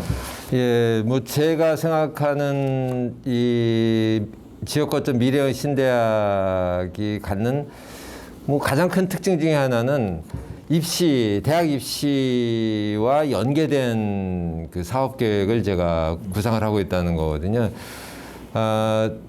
저는 공동 학위제라든지 뭐 이런 것들을 지향하지는 않습니다. 그 지역별로 8개 내지 10개 정도의 대학 도시 아니면은 지역 기반 미래의 신대학이라고 이름 붙인 기존 대학을 성장시킨 이런 대학들이 한 10개 정도 최대 만들어지는 것을 지향을 하고요. 그러니까 한 지역이면 이를테면 뭐 충청남도다라고 하면 충청남도 안에 있는 그 충남대학과 뭐 공주대학과 뭐 이런 대학들과 몇몇 또 그 대등권 안에 있는 국립대학이 연합을 해서 한 대학을 만듭니다. 여기에 지금의 서울대학교 예산과 비슷한 예산 규모로 가기 위해서 1조 정도를 더 투자를 한다. 연구비 포함해서. 이렇게 해서 이 대학이 1년에 10개 대학들이 평균 12,000명 정도의 학부생들을 입학을 시킵니다. 이러면은 12만 명을 입학을 시키는데 12만 명은 지역에 따라서는 고등학교 3학년 학생들 중에 대학 진학을 희망하는 학생들을 거의 전원 수용을 하는 게 됩니다. 물론 충청북도라든지 제주도라든지 강원도는 3학년 학생들 숫자가 계산을 해보니까 그렇게 많지가 않습니다. 그래서 지역적으로 편차는 나는데 평균 12,000명 정도를 수용을 해서 12만 명을 이런 우수한 대학, 주거여건, 문화환경, 그 다음에 교수들의 수준 이런 것들이 다 갖춰진 대학. 그래서 그 대학을 졸업하는 경우에 지역의 기업체나 지역에서 공직생활을 한다든지 지역에서 교육자 활동을 한다든지 시민활동을 하는데 다른 지역에 갔을 때보다 유리한 그 지역 거주자들에게는 충분히 혜택이 가는 이런 대학에 12만 명 정도의 학생들이 수도권이 아닌 지역에서 입학을 하고 나면 이 12만 명은 대학 가능 인구의 전체의 30%입니다. 그리고 지역 기반으로 보면 수도권을 제외하고 나면 60% 정도를 수용을 하게 되는 거고, 이거는 거의 원하는 학생들이 다 입학할 수 있는 기회가 열리는 거고, 그래서 2028년 새로운 그 대학 입학 시험 제도가 발표가 될 때 저는 이렇게 육성된 지역 기반 미래형 신대학은 더 이상 시험이 없는, 지원에 의해서 전공은 추첨으로 배정을 하는 이런 파격적인 변신을 꾀해야 된다. 한 캠퍼스에서, 한 지역 캠퍼스에서, 국공립대학 통합 캠퍼스에서 12,000명만 입학을 시키면 가능합니다. 지금보다 아주 크게 늘어난 숫자가 아닙니다. 학생들이 이제 가고 싶어 하고 교수들도 그 학교를 떠나서 굳이 서울에 있는 모교로 가고 싶지 않을 정도로 학교에 많은 그 투자를 하면 충분히 그런 정주의사가 학생들이나 교수나 지역민들에게 생길 수도 있다고 생각을 해서, 그렇게 국공립대학이 이 교육의 공공성 확보를 위해서 입시 제도를 통해서 보여주자는 겁니다. 그러면은 저는 지금과 같은 수도권을 향한 경쟁이나 대학 입학으로 해서 지나치게 초중고등학교 때 그 수능 과목 중심으로 공부를 하는 풍토는 벗어날 수도 있다. 질문이 제기되겠죠. 그러면 우수한 전공, 뭐 인기 있는 전공에 학생들이 몰리면 어떻게 하게 하느냐.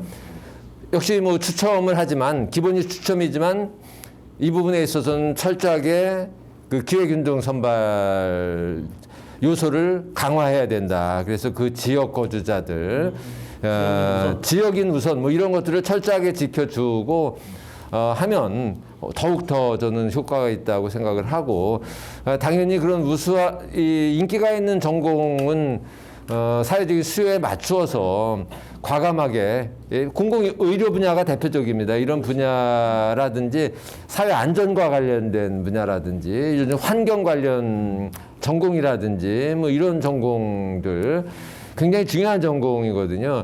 얼마 전에 그 국가환경교육센터 소장인 우리 이재영 교수님하고 이야기하다 재밌는 이야기가, 뭐 이를테면 충청남도 서천 지역 이런 데 가보면은 이 철새를 보기 위해서 뭐 관광객들이 엄청 오거든요. 그런데 철새 전문가가 우리나라에 있을까?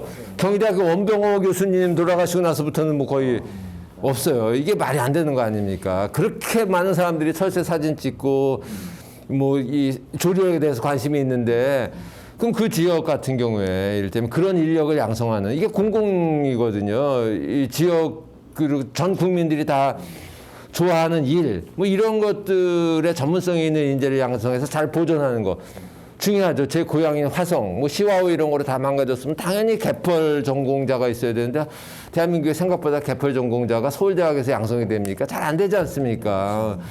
이런 게 왜 사회적으로 법관 양성하는 것보다 왜 개펄 전공자, 이 철새 전공자가 덜 대우를 받아야 되는지 이해하기 어렵습니다. 이런 것이야말로 국가가 해결해야 될 영역이고, 아까 사회자께서 얘기하신 대로 이 학벌에 따른 임금 격차 해소가 단순히 학벌뿐만이 아니라 직업 영역군에 따른 임금 격차가 같이 가기 때문에 우리 사회가 더 문제가 큰 거거든요.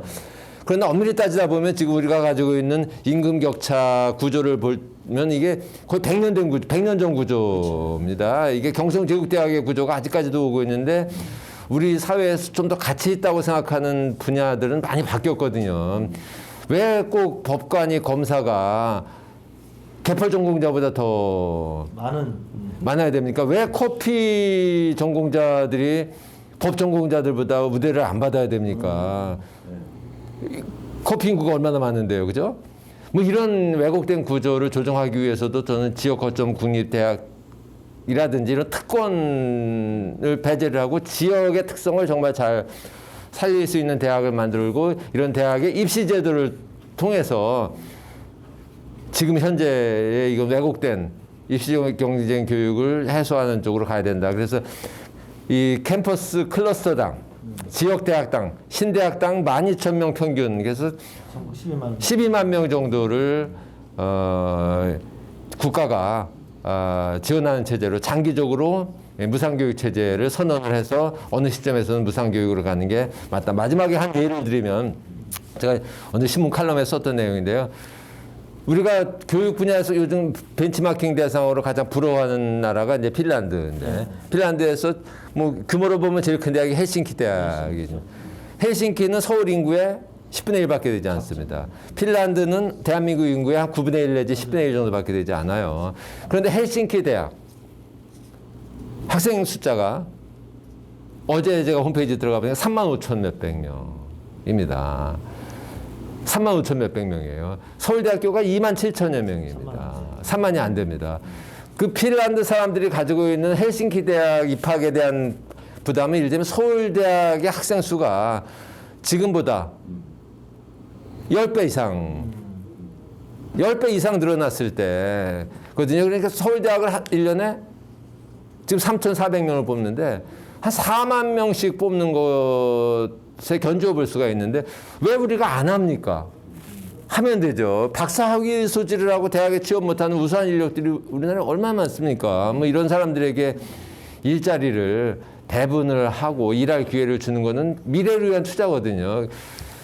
그 다양한 전공, 다 같이 인기 있는 전공이 아니라 다양한 전공을 꿈꾸는 많은 사람들이 나타나고 이런 사람들이 사회 균형 발전을 위해서 자기 전공 영역에서 충분히 능력을 발휘할 수 있는 사회를 만드는 게 저는 정답이라고 보고 이것은 국가의 책임입니다. 그래서 이 캠퍼스 클러스터당 12,000명 정도의 우수한 인력을 입학을 시키는 것. 12만 명을 추첨제 입학을 통해서 그리고 일부 전공은 기획윤등 선발을 철저하게 준수를 하는 이런 식으로 국가가 이 서열 해소를 위한 의지를 선언을 하고 실천을 하면 된다. 이것을 위해서 이제 제가 뭐 여기저기 제안을 하고 있는 것 중에 하나가 대통령이 그런 의지를 표명했으면 좋겠고 의지가 정말 있다는 것을 보여주기 위해서 대통령 직속으로 대학 서열 해소 위원회 같은 것들을 정말 만들어서 더 이상 뭐 교육부 저는 이 신대학 설립 과정에 배제를 꼭 시켜야 되겠다. 신대학 공모 심사에 꼭 참여를 한 명도 시키지 말아야 되는 게 교육부 관료와 정치인들입니다. 네. 물론 대학 교수도 지금처럼 이렇게 많이 참여시킬 필요는 없고 시민 참여형 심사 평가를 거쳐서 투자 대상 대학을 선정하는 게 맞다. 제가 공무원들 욕하는 게 아닙니다. 왜냐하면 공무원들은 기본적으로 사회의 안정을 유지하는 게 지속 가능성을 계속 확보하는 게 공무원들의 책임이지 공무원이 계속 사회를 변화시키겠다고만 나서면 사회가 혼란스럽거든요. 그래서 뭐 그게 그렇게 바람직한 건 아닙니다. 공무원들의 속성이죠. 그런데 한국은 공무원들이 지나치게 많은 일에 관여를 합니다. 본인들이 해야 될 일, 연구를 하면서 교육을 어떻게 개선시킬까에 대한 그런 자기 충전하는 시간도 좀 필요한데 한국의 공무원들은 너무 잡무가 많아요. 이런 것에서 해소시키고 자기 일에 충실하게 하고 이런 대학을 선정하는 이 신대학 뭐 공모 과정에서 심사에는 관료들 참여할 필요가 없습니다. 그리고 정치인들 참여는 절대 안 되는 거고요. 시민들의 목소리가 많이 반영이 되는 없으면 외국에서 심사위원 모셔오는 것도 방법입니다. 마이클 샌더를 데려올까요? 마이클 샌들이든지 핀란드 국가교육위원회에 참여하고 있는 고등학생 2, 3년 전에 고등학생을 참여시켰거든요. 그런데 사회적으로 어떤 갈등도 없었습니다. 이런 경험 있는 사람들을 데려다가 우리나라 투자 대상 신대학을 선정하게 하는 것도 재미있는 방법 중에 하나가 될 겁니다. 네. 그 다소간 말씀이 길었습니다만 충분히 그 혁신대학이라는 문제의식, 지역 기반 신대학에 대한 문제의식을 들을 수 있었고요. 제가 이 말씀 듣다 보니까 대학평준화 국민운동본부나 혹은 그 전부터 대학 그 혁신 대학 체제 해소를 했던 분들하고 다 똑같이 관통되는 게 어쨌거나 지역민한테 지역에서 거기서 거주하거나 고등학교를 나오면서 그 정주하고자 하는 사람들한테 우선권을 준다는 문제의식도 거의 동일하고 그 다음에 대학 입학 입시 제도가 이게 많이 연동될 때 효과가 있다는 문제의식도 같은데 더 과감한 것은 추첨제까지 생각하신다는 거예요. 이게 사실은 이제 서울대라는 어떤 상징화된 그 학력자본 혹은 문화자본을 어떻게 공공하게 분배할까가 초기의 논의였다면 지금 우리 이 교수님도 그렇고 신 교수님도 그렇고 제가 같이 고민하는 거는 그걸 더 확대하는 거죠. 그래서 대학 교육이 보편화되는 시대에 맞게 그 제한된 숫자를 나눠 먹는 방식. 그래서 뭐 10개를 붙는 게 아니라 더 많은 사람들이 고등교육에 대한 접근 응원을 갖고 더 많은 사람들이 또 양질의 교육을 받아서 우리 사회 전체의 어떤 대학 교육의 수준을 질과 양을 높이겠다는 아주 혁신적인 제안이라서 더욱더 제 마음에 와닿는 것 같습니다. 자, 그러면 이번에 심성호 교수님한테 질문을 드려볼게요. 신 교수님 저랑 같이 요즘 고생 많으시죠? 주말마다 시민의 손으로 만드는 한국교육 대전환 선언운동, 온라인 토론회, 오늘 같은 특별 토크쇼, 다양한 교육 현장에서 교사들 만나시고 학부모들 만나시고 활동가 시민들 엄청 많이 만나시는데 그 많이 얘기 들으셨을 거예요. 대학 서열로 인한 차별, 사교육비보다 어마어마하잖아요. 그다음에 학업 스트레스 학생들. 초중등 교육 현장 왜곡됐다 난리들이 아닌데 지금 민심이 어떤지 또 우리 국민들은 정말 무엇을 요구하고 있는지 학자로서 실천으로서 어떤 걸 보고 느끼셨는지 한번 전달해 주셨으면 좋겠습니다. 네, 제가 말씀하기 전에 오늘 이계성 교수님의 말씀을 들으니 그 어떤 진보적 교육개혁보다도 훨씬 치밀하고 현실적이고 그러나 그 현실 속에서 항상 이상을 추구하고 하늘과 땅이 따로 놀지 않는 그런 느낌을 받아서 상당히 저는 정신 퇴임한 지가 한 4년 됐습니다만은 이제 곧 앞두고 있는 이기성 교수님을 이렇게 늦게서 이렇게 만나면서 의기투합하는 오늘 모습이 저는 가슴이 두근거리는 그런 희망의 목소리를 듣습니다. 저는 오늘 말씀을 쭉 들으면서 참 제가 좋아하는 닐 라딩스라는 사람이 있는데 도서관에서 책 보는 학자하고 뒤에서 피아노 곤치는 사람에게나 화장실에서 하수 뚫는 사람하고 누가 더 세상을 위해서 더 기여하는가에 대한 그런 물음을 제기한 적이 있습니다만은 오늘 말씀을 쭉 들으니까 역시 위로부터의 교육계획과 아래로부터의 교육계획이 있는데 대학계획을 중심으로 본다면 그동안에 위로부터 교육계획은 주로 관료 중심이었다. 그리고 기업 중심이었다. 총장 중심이었다.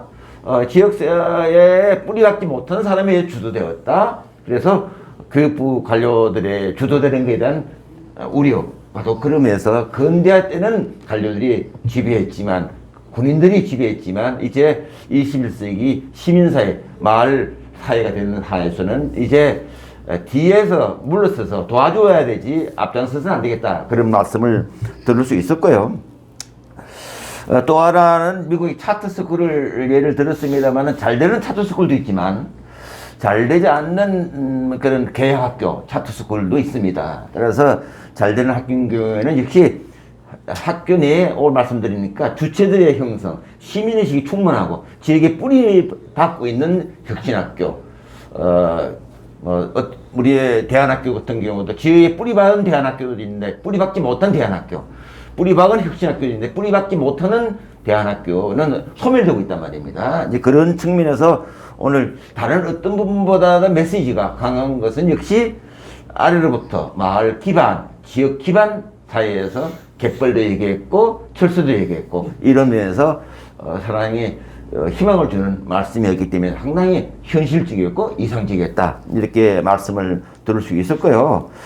끝으로 이제 제가 지방을 쭉 돌아다니면서 느낀 바를 결론 삼아서 말씀드린다면 그건 지금 대학 서열 체제 해소가 절실한데 결국 문제는 생산력 발전을 시키는 문제하고 생산력이 발전시킨다는 것은 코로나 이후의 생산력의 발전, 양극화를 어떻게 극복할 것인가, 분배 모순을 어떻게 극복할 것인가, 생태 문제, 기후 문제, 물 문제 어떻게 할 것인가 이런 현실 가능한 이 생산력 그 발전도 그거가 연동될 거란 말입니다. 기업주의 이윤 확대만 중요한 게 아니라 그 이윤을 누리고 될 국민들, 시민들, 마을 주민들의 생산력 발전에 도움하는 공공성으로 이어지는 생산력 발전이 돼야 된다면 생산관계 민주화, 공동체화가 중요하기 때문에 그 기술 발전, 과학기술 교육은 인문교양 교육과 분리되지 않는다 하는 말씀으로 저는 이해가 됐고요. 끝으로 지금 벌어지고 있는 문제가 초중등 교육을 대학이 종속시키고 대학 교육을 노동시장이 종속시키고 학교를 사회의 이익 집단에 종속시키는 이 학벌주의가 지금 입시 위주의 공교육에 균열을 내고자 하는 대안학교라든가 혁신학교 운동이 또 발목을 잡고 있단 말입니다.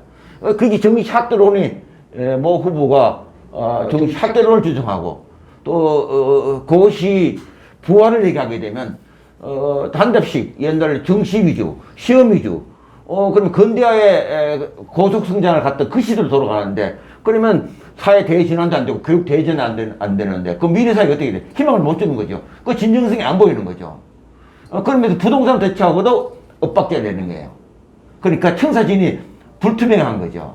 그러니까 2030 세대에 정시 옹호라는 그런 얄팍한 그 외형적인 것만 보지 말고 깊이 있는 우리 사회가 호래할 사회가 돼야 되고 미래를 어떻게 준비하는가 그런 연동된 부동산 정책, 인력 양성 정책이 되지. 그 시험에는 기술적인 그 외피만 보고 그 본질을 생각지 않는 그 시험을 통해서 어떤 사람이 될 것인가, 어떤 의사가 될 것인가, 어떤 교육자가 될 것인가 이런 미래 전망을 가져야 되는데 그런 청사진이 안 보이기 때문에 2030대가 등을 돌린 거 아니겠는가. 저는 그래서 내부의 진보를 진정한 진보로 본다면 맹치한 지성이 요구된다. 저는 그렇게 말하고 싶습니다. 네. 역시 제가 항상 존경하는 심성모 교수님 정말 실천적 이론가다 말씀을 제가 늘 드리는데 실천적 이론가다운 깊은 통찰력을 주신 말씀인 것 같습니다. 오늘 이제 그 토크쇼 마지막 대담 질문인데요. 좀 편하게 말씀 주셨으면 좋겠습니다. 지금 국민들의 삶이 너무 절박해요. 그러니까 정규직이거나 혹은 지금 이렇게 안정적인 수익을 갖는 분들은 잘 안 보일 겁니다. 제가 어떤 그 교수님과 얘기하는데 뭐라 말씀하시냐면 우리 대학 애들한테 물어봤는데 대학 등록금 무상 관심 없던데요? 요즘 다 먹고 살만하지 않아요? 이렇게 말씀하시는 교수님 뭐 깜짝 놀랐어요. 또 어떤 교수님이 뭐라냐면 그 대학 그 공영원 사립대학교 대학통합 다 실패한 거 아닙니까? 국유대학 같은 거 해서 현실적으로 대학 설치는 어렵고 해서 어렵고 국민들 모두 다 자기 자식 좋은 대학 보내려고 저 애를 쓰고 있는데 불가능한 거 하지 말고 지역 대학에 돈 나눠줘가지고선 잘해봅시다 이런 얘기 하시는 거 들으면서 깜짝 놀랐어요. 이분들은 코로나 때문에 거의 아사 직전에 있는 자영업자의 절구들 하루하루 그 고통 어린 그 고3 학생들의 어떤 죽음을 고민할 수밖에 없는 내몰리는 그 학생들의 어떤 입시 지옥의 고통들 정말 집단부하고 막 심지어 어떤 분들은 2중 3중으로까지 막 잡을 뛰면서 학원 마련하고 허리 휘어지는 부모님들의 학부모들의 절규 안 들리는 겁니다.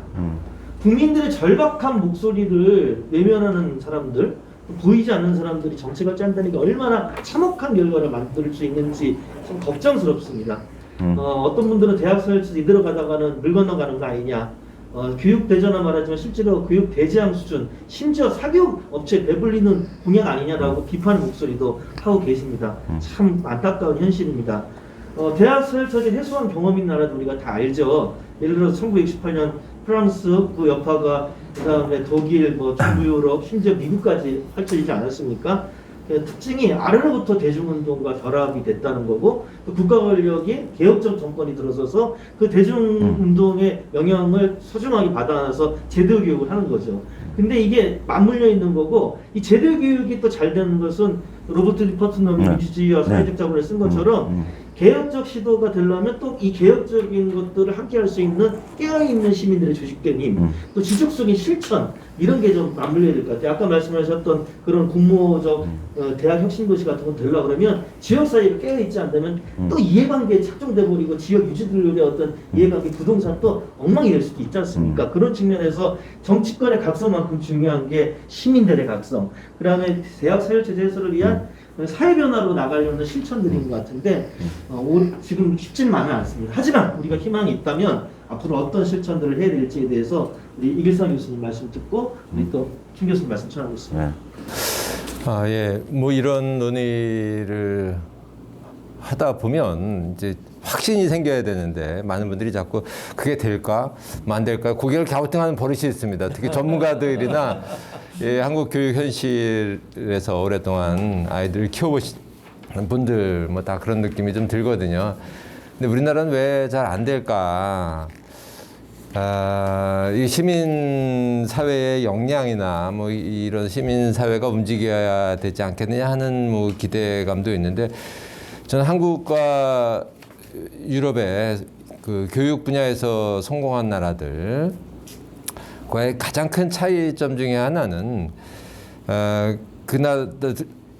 서양 국가 많은 나라들은 처음부터 지역 단위의 그 교육 운동이 성공할 수 있는 구조였었습니다. 이를테면 독일 같은 경우에는 각 주마다 우수한 대학이 하나가 있는데 그게 다 독립된 국가였기 때문에 위에서 어떤 기준을 가지고 줄 세우기를 처음부터 하지를 않았어요. 그러니까 각 지역마다 각 주마다 좋은 대학을 하나씩 키우는 것을 시민들의 의지를 모으고 주정부가 주도해서 하다 보니까 다 비슷한 수준의 그 훌륭한 대학들이 만들어졌거든요.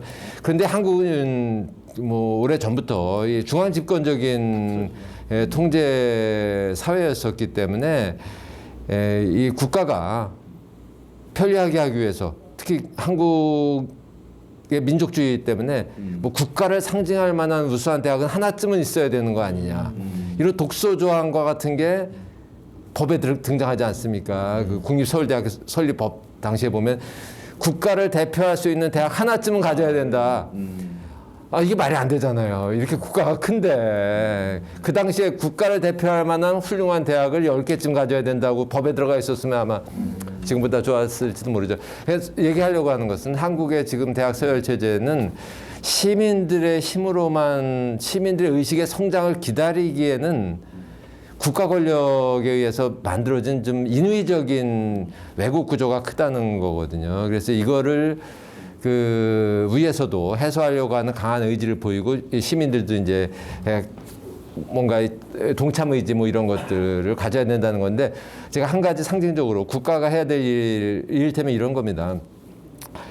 수학 능력 시험을 지금 체제로 가져가면 안 되지 않습니까? 근데 어떻게 가져야 될까? 상식에 가깝게 가져가야 되는 거죠. 상식에 가까운 게 뭐죠? 시험을 한번 보면 왜 그 입시에만 적용이 됩니까? 그 점수를 가지고 뭐 한 2년이나 3년 정도 대학에 입학할 기회를 주면 스트레스를 덜 받죠. 게다가 또 하나는 과목별 점수, 과목별 응시도 가능하게 해주면 되지 않습니까? 그래서 취약한 과목은 더 열심히 공부해서 만회를 하고 이미 얻은 점수가 좋은 과목은 공부를 안 해도 되고 왜 1년에 한 번 수능을 꼭 봅니까? 2번 정도나 3번을 보고 과목별 응시도 허용을 하고 점수 유효기간제를 도입을 하고 그리고 모든 게 학계제도인데 왜 대학 입시를 우리나라만 한 번 딱 치르고 맙니까? 지금은 학생들 그 입시 관리 같은 게 사실 꽤 많은 그 기계의 도움을 받기 때문에 뭐 공고하고 접수하고 뭐 이런 것들이 실시간으로 많이 이루어집니다. 그래서 1년에 2번 입시를 치를 수 있는 학교들은 2번 입시를 치르게 하고 수능 체제 개편을 하고 저는 물론 장기적으로는 수능 자격고사제로 가야 되겠죠. 그리고 제가 만들려고 하는 신대학에서는 자격고사에 합격한 사람들은 다 수용을 하는 게 원칙으로 선언됐으면 좋겠고 그 이전 단계라고 하면 수능 최저 등급 정도를 아주 낮게 잡아서 아까 얘기한 대로 지원자 중에 한 60-70%는 다 합격할 수 있는 수준으로 좀 조절하는 제도 뭐 이런 것들이 필요한데 마지막 재밌는 예 하나를 드리면 지금 핀란드가 대학 입시 때문에 난립니다. 네. 지원자들 중에 지금 4분의 1 정도밖에 그 해에 입학을 못할 정도가 됐는데 굉장히 큰 위기입니다. 게다가 그 해에 고등학교를 졸업한 학생들의 그 지원자 중에 3분의 1 정도밖에 입학을 못합니다. 재수 3수를 지금 해야 되거든요. 그런데 국가에서 어떤 방향으로 개선을 하려고 하느냐. 시험 문제가 너무 어려웠다. 시험 문제를 쉽게 내서 입학할 수 있는 학생들을 늘려야 되겠다. 이게 아주 간단합니다. 너무 문제가 어려우니까 학생들이 그 자격시험에 통과하는 학생들이 적고 대학에서 뽑고 싶어도 많이 못 뽑는다. 그러니까 시험 문제를 좀 쉽게 내서 좀 더 많은 학생들이 입학할 수 있게끔 오히려 문턱을 낮추는 일을 하거든요. 우리는 문턱을 자꾸 높여가지고 포기할 놈 만드는 쪽으로 학생들을 관리를 하고 있는데 뭐 이런 게 국가 권력이 할 수 있는 일이라고 생각하거든요. 그래서 저는 수능 제도가 국민들에게 학생들에게 이 긴장감을 조성을 하고 스트레스를 주는 제도가 맞다고 하면 그거를 줄이는 쪽으로 개선을 하고 거기에 국가가 해야 될 일이 무엇인지를 찾아서 하는 게 맞죠. 그죠? 수능 전담기관을 설치를 해서 계속해서 문제를 만들어서 최저 학력 수준을 검증하는 정도의 제도로 가는 거, 뭐 이런 것들이 국가가 할 일이고 이런 것에 맞춰서 이제 시민들이 지역에서 지역 교육을 위해서 또 열심히 일을 하는 그래서 위가 아래가 맞아떨어져야 된다. 우리는 시민사회의 성숙한 역량에만 기대해서 기다릴 수 있는 사회는 아니다. 왜냐하면 국가 권력이 만든 왜곡이기 때문에 국가 권력이 해야 될 역할이 다른 유럽 사회보다는 훨씬 많은 나라다라는 생각이 듭니다. 네, 핵심은 결국 그런 거네요. 시민사회의 운동이 그동안 해왔던 만큼 이제는 시민들, 국민들의 의지를 대변할 수 있는 그런 올바른 정치 권력이 그 역할을 해야 된다. 네. 이렇게 말씀을 하시는 것 같고 실제로 제도 교육은 선거를 통한 어떤 정당한 권력 획득을 통해서 행사되었기 때문에 그런 측면에서 지방자치 선거든 혹은 대통령 선거든 이런 중요한 정치적 계획쯤에서 올바른 어떤 정치 행위들이 이루어졌으면 좋겠다 이 말씀하신 것 같습니다. 우리 신성 교수님 말씀하십니다. 예. 세계는 지금 중대한 갈림길에 서 있는 것 같습니다. 지식의 전달을 주요 목적으로 하는 학교와 함께 세계는 지금 급속한 변화의 소용돌이로 빠져들고 있는 것 같습니다. 세계에 대한 지식의 수명도 매우 짧아졌습니다. 우리는 지금 인류가 경험하지 못했던 속도의 총체적 사회 변화를 마주하고 있습니다. 지구 온난화와 함께 미래 세대가 살아갈 자연 공유지가 심각하게 훼손되고 있고, 더욱이 신자유주의 세계화로 코로나 바이러스를 전 세계적으로 확산시킨 신혼지가 되고 있습니다. 이 포스트 휴먼 시대에는 사람과 사람, 자연과 사람의 관계를 적대적 관계가 아니라 공생적 관계로 설정해야 되겠죠. 한국 사회의 대변화를 예고하는 문명적 전환기에 정치적 질서에 개집됐습니다만은 이 정치의 계질에 사회적, 경제적, 교육적 질서도 함께 전환을 요구하고 있는 것 같습니다. 포스트 코로나 시대를 맞이하여 한국 교육이 대전환을 위한 거대한 변혁의 물꼬를 내야 할 것 같습니다. 우리 모두 그 물꼬를 내는 거대한 변혁의 주체자가 돼야 되겠습니다. 끝으로 이제 그렇다고 한다면 학벌체제, 이것이 우리의 삶을 옥죄고 있고 사교육비에 온상이 되고 있고 부부가 관계도 힘들고 자식과 관계도 그렇고 가정의 모든 재산을 자식을 투자해야 되는 이런 악정고투의 이 지뢰밭을 건너고 있는 것입니다.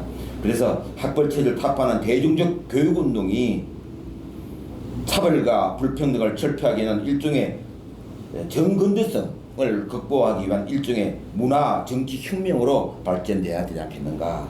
대학을 나오지 않아도 인간다운 삶을 살 수 있는 공공적 포용적 교육체제의 수립이 돼야 되지 않겠는가. 이런 관점에서 학교교육이 학문교육, 인문교육과 직업교육, 실업계교육으로 지나치게 분리되지 말아야 되겠습니다. 특성화고와 전문대가 대학 준비를 위한 엘리트 중심 교육체제에서 밀려난 나오자들의 훈련기관으로 전락돼서도 안 될 것입니다. 일티에서의 노동과정과 장인적인 같이 녹아 있어야 되겠죠. 망치와 끌로 돌덩어리를 조각하듯 기술과 지식으로 자신의 인격을 도와야 될 것입니다.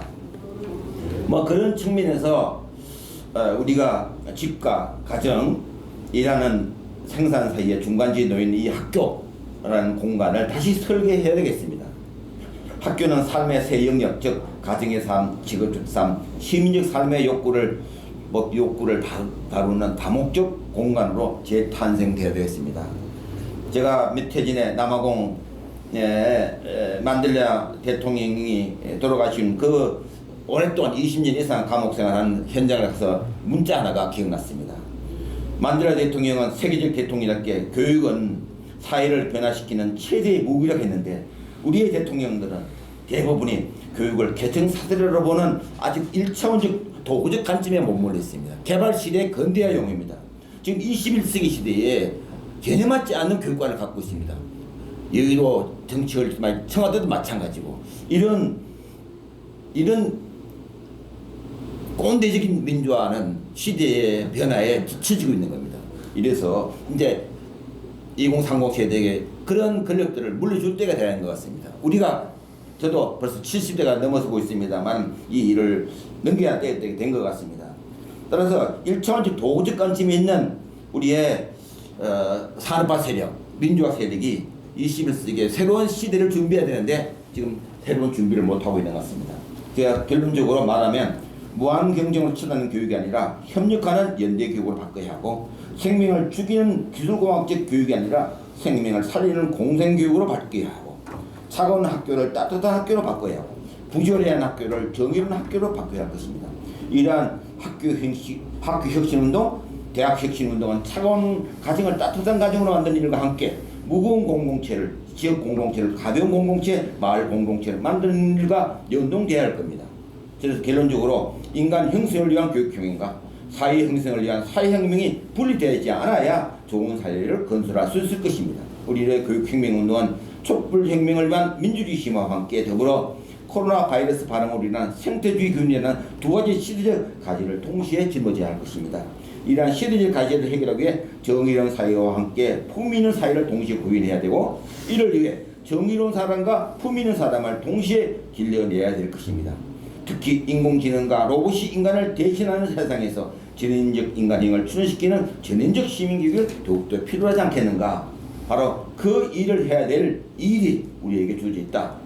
우리가 모두가 인공지능도 나침반이 없으면 물신에 대해서 괴물이 되니까 우리 괴물이 되지 않는 그런 새로운 시대의 주체자로 나섭시다. 감사합니다.